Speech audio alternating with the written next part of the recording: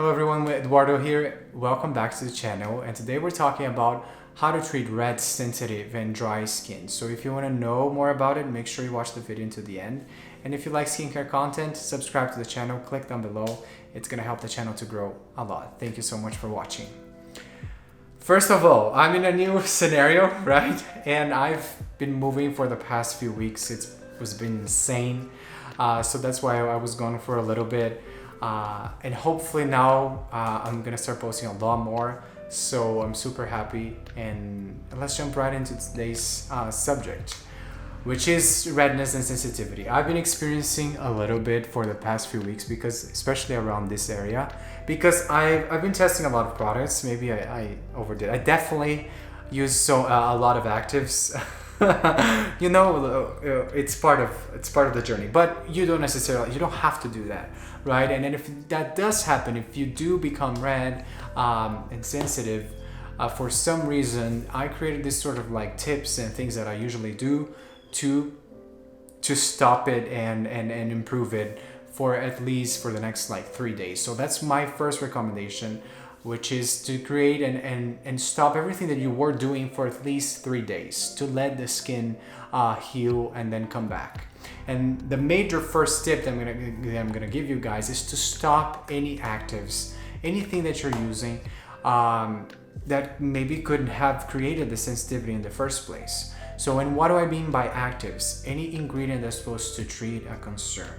Obviously, there are stronger active ingredients like retinoids, BHAs, AHAs, azelaic acid, what else? Vitamin C. So any ingredients on this family, on this group of ingredients, I recommend you stop for at least 3 days and let the skin start the healing process. To support the healing process, we're gonna come with a very strong and gentle skincare routine that's gonna help restore the skin barrier, because the redness comes from damaging the barrier, the lipid barrier on the skin, right? So remember, the sun is the main aggressor to our skin, but the second aggressor is ultimately us, because we put stuff in our faces and definitely causes the irritation, right? So we are attacking the face in a way.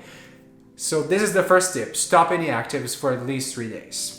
The second tip I'm going to give you guys is to cleanse the skin a lot less. Remember, cleansing is also aggressive, and especially the surfactants and the agents on a lot of the cleansers, they are an aggression, and even water is an aggression to the skin. So if you cleanse less, it's going to allow the skin to heal a lot faster.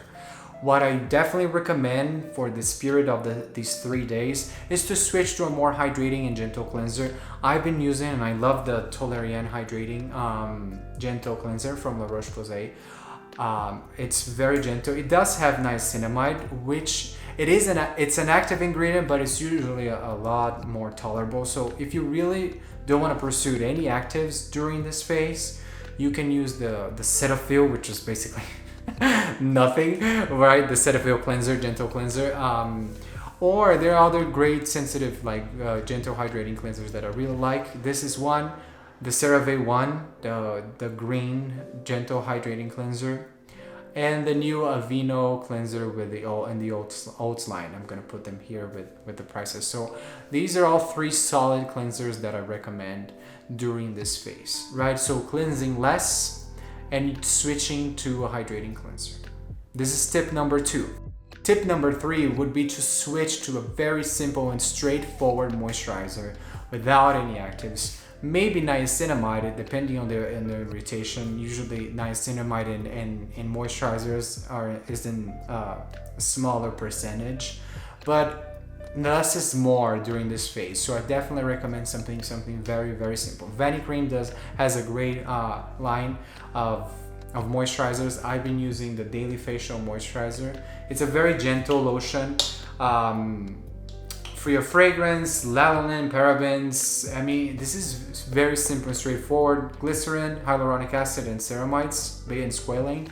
Basically, this is all there is to it, and it's super gentle. And if it's really, really red and sensitive, you should definitely consider doing a healing ointment. So this is my favorite one from CeraVe, which I know we talk a lot about it, but there's some of them are very good. This one I use on my lips every day before I go to bed. I really like it. This has ceramides. I know Aquaphor has one, and I also have the balm from Cream, which is a little different texture. But I find that the CeraVe one is the best healing balm one. So you don't have to apply and like kind of like do the slugging or really apply all over the face if it's too much, because it's a very thick and heavy balm. But you can definitely apply to the more sensitive and dry and red areas to your face. So that definitely helps a lot. An important tip is to immediately put the moisturizer after you wash your face. Like we've discussed in previous videos, we don't want to lose water to the environment. So remember tip number 2. After we wash our face, we're gonna cleanse less, and then if we do cleanse, we're gonna follow up immediately with a moisturizer. Okay? So finally, the final tip, and tip number 4, which I feel like it's super important, but you're gonna have to test it out, which is the use of sunscreen, right? So we talked about it. There are 2 main types of sunscreens: chemicals and the hybrid. 3 main, right? Pure chemicals, combination sunscreens, and mineral only sunscreens. So during this phase, you should definitely consider using only mineral only sunscreens, because they tend to be a little bit more gentle. I mean, zinc oxide is very drying, so you definitely need to find a formula that is a little bit more moisturizing. And then the chemical ones, they're not bad, but usually they are a little bit more irritating, especially the old filter ones that are available in the US. More modern filters like Tinosorb and stuff, they're a little bit more tolerable, but I would definitely consider just using a mineral only during this phase. And then once the skin barrier is back, you can go back using the chemical ones or the combination ones, which usually are my favorite ones. The zinc oxide with octinoxate. This combination is one of my favorites. LTMD, dermatology, we're going to talk about all of them in future videos, so stick around. And that's it. If you're not going out, maybe you really shouldn't apply sunscreens in a way, and that's crazy, I know, but because we do need to apply sunscreen indoors. But if it's really red, it depends on the redness and the sensitivity. If it's really red and sensitive, maybe, and if you're staying indoors, of course, maybe take a break for these 2 to 3 days. And obviously, if you're going out and you're gonna have sun exposure, definitely apply the sunscreen, but choose a mineral only sunscreen.